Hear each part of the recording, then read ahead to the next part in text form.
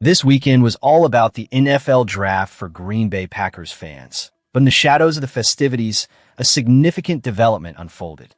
The Packers have finalized a 3-year, $50 million contract extension with wide receiver Jayden Reed. With the front office having already made free agent signings that included names like Benjamin St. Just, Javon Hargrave, and Sky Moore, it was clear they had a solid chunk of cap space left. What did this mean? The logical speculation was that the Packers would prioritize extending contracts for some of their existing talent. The first domino to fall in this strategy was offensive lineman Sean Rhyan, who inked a 3-year deal worth $33 million back in early March. Now, with Reed's extension on the table, the front office is clearly making moves to solidify the roster.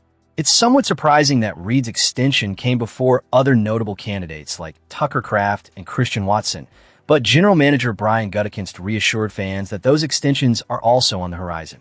He expressed his excitement about getting Reed's contract done and reiterated his commitment to locking down Watson and a few other key players in the next few months. Reflecting on Reed's journey, I wrote at the start of the 2025 season about the pivotal role his performance in year 3 would play in determining his future in Green Bay.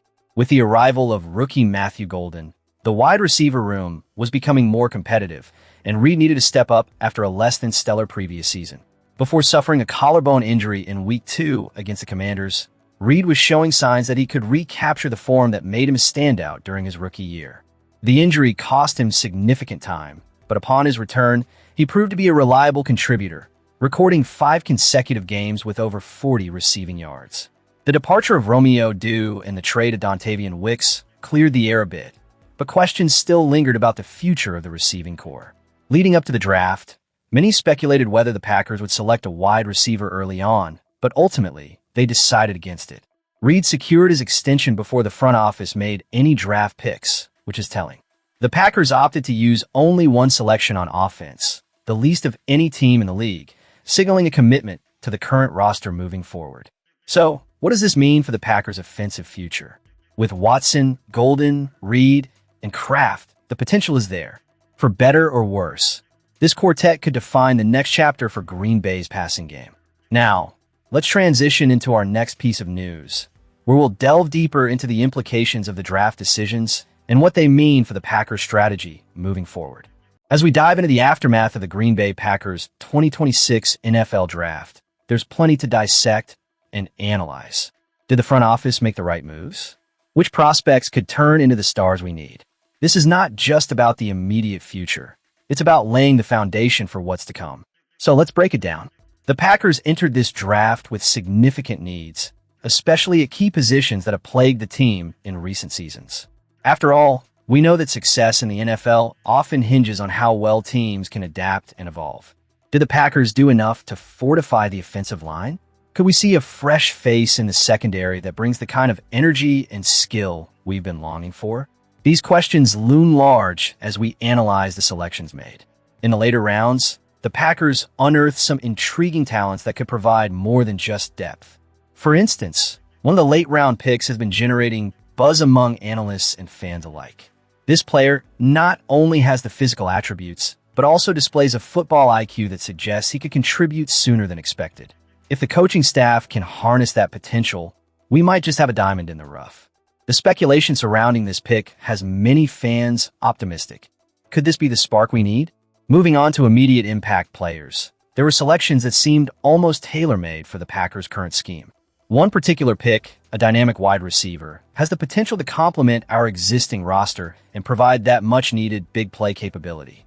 It's refreshing to see the front office making moves that reflect the team's strategic vision.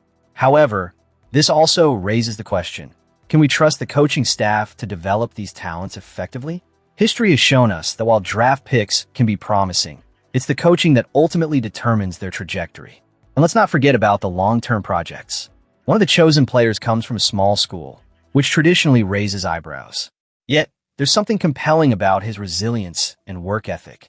He may not contribute right away, but if he can adapt to the NFL's rigors under the guidance of our coaching staff, he could evolve into a key player down the line.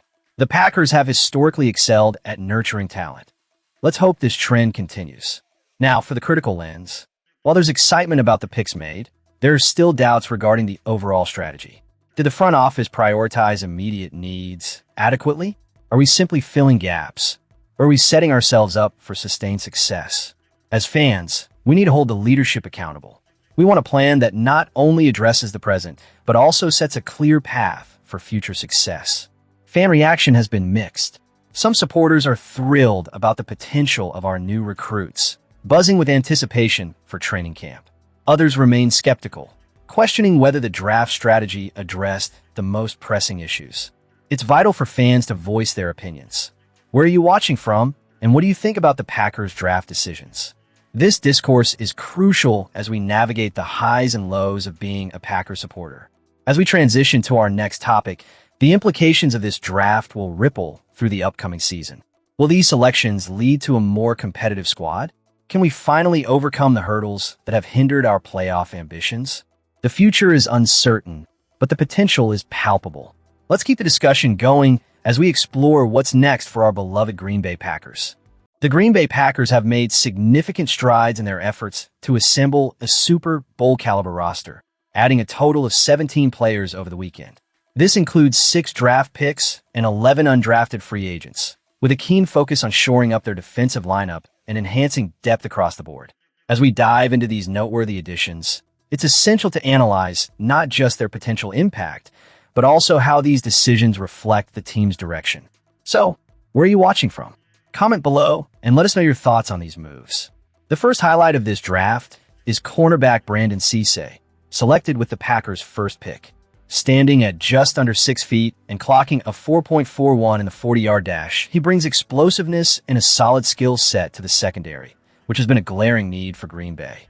During his sole season at South Carolina, he posted a staggering 41% completion rate against him, a stat that should excite fans. What stands out even more is his passion for the game. Cisse isn't just a talented athlete, but a student of the game. Packers national scout Mike Owen noted that Cisse is always studying football, a trait that will surely resonate with the coaching staff. It's this commitment that could help him become an essential piece in the Packers' defensive puzzle. In an unprompted comment, South Carolina's co-defensive coordinator Torian Gray emphasized Cisse's relentless pursuit of knowledge, often receiving late-night texts from him asking about techniques and strategies. This eagerness to learn is a strong indicator that the Packers might have found themselves a gem, someone who could significantly impact the defense. Moving into the later rounds, the Packers took a chance on Domani Jackson in the 6th round. While some may view this as a risky pick, especially considering he was benched for 5 games during his senior year at Alabama, there's merit in betting on a player who once showcased immense potential. However, the question arises, did Green Bay miss an opportunity by not selecting Andre Fuller from Toledo, who went in the 7th round and had a noticeably stronger season? Jackson's single pass breakup in 2025 raises eyebrows, and with only 6 draft picks available, the Packers must be precise with their choices. Let's shift our focus to Danny Dennis Sutton, a thrilling addition in the 4th round who many analysts viewed as a significant steal. Ranked as the number 73 player on the consensus big board, Dennis Sutton possesses a unique combination of size and athleticism that sets him apart. He's displayed an impressive knack for defensive plays, sacking quarterbacks, tackling running backs, forcing fumbles, and even blocking kicks. Packers Director of Personnel John Wojciechowski couldn't have put it better when he remarked on his uncanny ability to defeat blocks and find the football. This pick was particularly strategic, as the Packers had attempted to trade up to snag Dennis Sutton earlier in the draft. Securing him at number 120 not only solidifies the edge defender position, but also adds a player capable of alleviating depth concerns on a line that has seen inconsistency. The addition of Dennis Sutton could be pivotal in transforming the Packers' defense into a formidable unit. As we dissect the offensive line, Yeager Burton emerges as another versatile player with a robust collegiate resume. Having played 23 games at left guard, 15 at center, and 9 at right guard, he embodies the mold that Green Bay seeks. With head coach Brian Gutekunst's emphasis on versatility, it's crucial to note that while Burton has shown promise, they could have targeted another intriguing option in Duke's Brian Parker, who is now with the Bengals. Parker's ability to play all 5 positions could have provided the Packers with a similar advantage.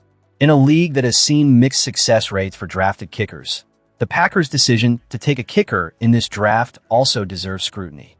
While statistics show that drafted kickers tend to have a slight edge over their undrafted counterparts, the difference isn't as substantial as one might think. With the median success rate for drafted kickers hovering around 83.7%, that number barely eclipses the 83.9% for undrafted kickers who have played in at least 5 games. This raises the question of whether the Packers could have used that valuable pick elsewhere.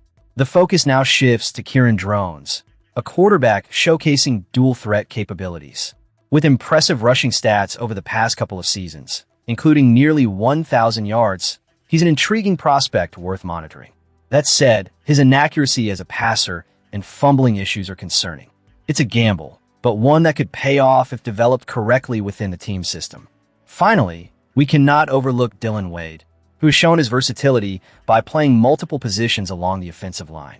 His durability and reliability are traits that the Packers will undoubtedly value, especially in a league where injuries can derail a season. His experience at various positions could provide depth and flexibility that Green Bay desperately needs. As we wrap up this analysis, it's clear that the Packers are making strategic moves to bolster their roster, but only time will tell if these picks will translate into success on the field. The draft is always a gamble, and while many players have potential, the execution will ultimately determine their impact. What do you think of the Packers selections? Do you believe they address their needs effectively? Be sure to comment on your thoughts and opinions. Remember to subscribe for the latest updates and insights on the Green Bay Packers. And let's continue the conversation about what lies ahead for our beloved team.